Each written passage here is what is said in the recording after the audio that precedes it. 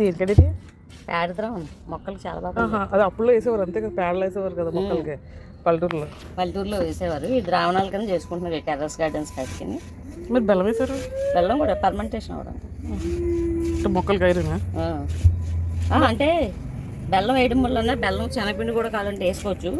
వేయడం వల్ల ఏంటంటే అందులో ఉన్న సూక్ష్మజీవులు ఉంటాయి కదా, వాటికి ఆహారం బెల్లం. మరి గుద్దులేసారు? అది పేడ, అదే ఆవు పేడ అలాగే ఉంటుంది. ఓకే. గేదె పేడ పలచుకుంటారు. ఆవు పేడతో చెయ్యాలి, గేదె పేడతో కాదు.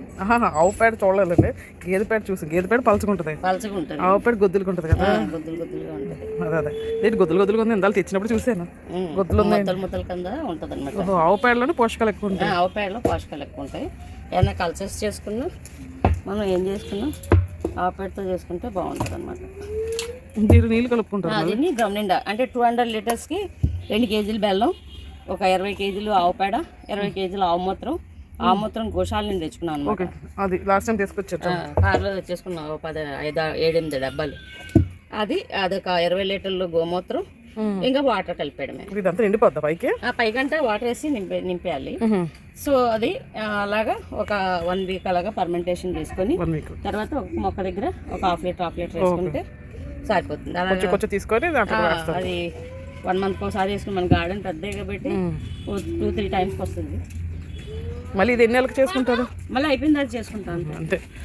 అయిపోయిన తర్వాత సేమ్ ప్రాసెస్ చేస్తా. పట్టుకున్నా ఇప్పుడు నీళ్ళు నింపాలి.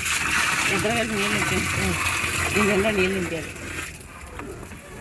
ఇది ఆవు మూత్రం అండి? ఇది ఆవు మూత్రం. లాస్ట్ ఇయర్ తెచ్చింది కాబట్టి చాలా ఎక్కువ తీసుకొచ్చారు. ఆవు మూత్రం నిల్వ ఉన్న కొద్దీ దానిలో పవర్ మైక్రోబ్స్ బాగా పెరుగుతాయి. ఇంకా పెట్టే అది బెల్లం, ఆవు మూత్రం, ఆవు పేడ, తర్వాత పల్లీల చెక్క 5 కేజీలు వేసాను. పల్లీలు చేస్తారు కదా, ఆ చెక్క ఉంటుంది కదా, దాన్ని పౌడర్ చేసుకొచ్చేసారు. ఒకవేళ చెక్క తెచ్చుకుంటే మనం నీళ్ళల్లో నానబెట్టి వేసుకోవచ్చు. ఒక పూట నానబెడితే అది ముద్ద అయిపోతుంది. ఈయన ఏకంగా అక్కడ మిల్లు ఉంది కదా, మిల్లు దగ్గర చెక్క చేసుకొచ్చేసారు. పల్లి చెక్క సంథింగ్ చూపిస్తున్నారు. పల్లి చెక్క అంటే పల్లి చెక్కలో కూడా మంచి ఇది ఉంటుంది, బలం ఉంటుంది. ఇవన్నీ ఎక్కడ ఇన్ఫర్మేషన్ గ్యాదర్ చేశారు మీరు? ఇన్ఫర్మేషన్ అంటే టెర్రస్ గార్డెన్ చేసిన కొద్దీ అట్లా ఇన్ఫర్మేషన్ దొరుకుతాయి. అదే కదా, చదువుకొని ఇన్ఫర్మేషన్ గ్యాదర్ చేసుకోండి. అంటే వీళ్ళు అగ్రికల్చరల్ కూడా అప్పుడప్పుడు వీళ్ళకి రైతు నేస్తంలో అక్కడ లేదంటే అప్పుడప్పుడు వచ్చి చూపిస్తూ ఉంటారు. అంటే మాకేంటంటే మొక్క వేస్తామా, నీళ్ళు పోస్తామా టైప్ అలా అవ్వదు. ఎందుకంటే మనం అన్ని వెరైటీస్ వేస్తాం కదా, ఫ్రూట్స్, ప్లాంట్స్, అలాగే ఇవి ఏంటి మన కాయగూరలు, తర్వాత పాదులు, ఆర్గానిక్ అవన్నీ వేసాం కదా. వాటికి బలం రావాలంటే మరి మన తొట్టులో వేసిన మట్టి బలం ఎంతకాలం ఉండదు. అది భూమి మీద దానికి తొట్టులో దానికి డిఫరెన్స్. ఫస్ట్ ఇయర్ మనము రమేంది వాటర్ తీస్తా. ఫస్ట్ ఇయర్ మనం పెద్దగా ఫెర్టిలైజర్స్ ఇవ్వకపోయినా కానీ ఈల్డింగ్ బాగానే వచ్చేస్తుంది. ఎందుకంటే మట్టి ఫ్రెష్గా ఉంటుంది కాబట్టి. అక్కడి నుండి మనకి ఏంటంటే ఇంకా ఈ దానికి వీటికి బలానికి సంబంధించినవి ఇవ్వాలి. అంటే ఇక్కడ ఒక దగ్గరే ఉండిపోతుంది కదా మట్టి. మనం పొలాల్లో వేసుకుంటే అది వేరు, అవి వాటికి మట్టిలో కాస్త కూస్తో సారం ఉంటుంది. కానీ ఇక్కడ మనం ఒక చిన్న చిన్న తొట్లు కట్టుకొని వేసుకుంటాం కదా, దాని వలన కొంచెం బలం తగ్గుద్ది. సో ఆ మట్టిని ఇంకా బలోపేతం చేసి తర్వాత ఏమీ పెస్ట్లు అవి రాకోకుండా మనం బలానికి ఇది బలానికి మొక్క గ్రోత్కి మొక్కకి అంటే ఇది బెల్లం ఉంది. బెల్లం వల్ల పర్మెంటేషన్ అవుతుంది. ప్లస్ మట్టిలో ఉన్న సూక్ష్మజీవులు అంటే గుడ్ బ్యాక్టీరియా సూక్ష్మజీవులకి ఆహారంగా కూడా పనికొస్తుంది. ఇప్పుడు పల్లి చెక్క వేసామా, అందుకనే ఇప్పుడు ఇందులో పల్లి చెక్క కాకపోతే శనగపిండి కూడా వేసుకోవచ్చు. కానీ శనగపిండి మనకు బాగా ఎక్స్పెన్సివ్ అయిపోతుంది కాబట్టి పల్లి చెక్క వేస్తున్నాము.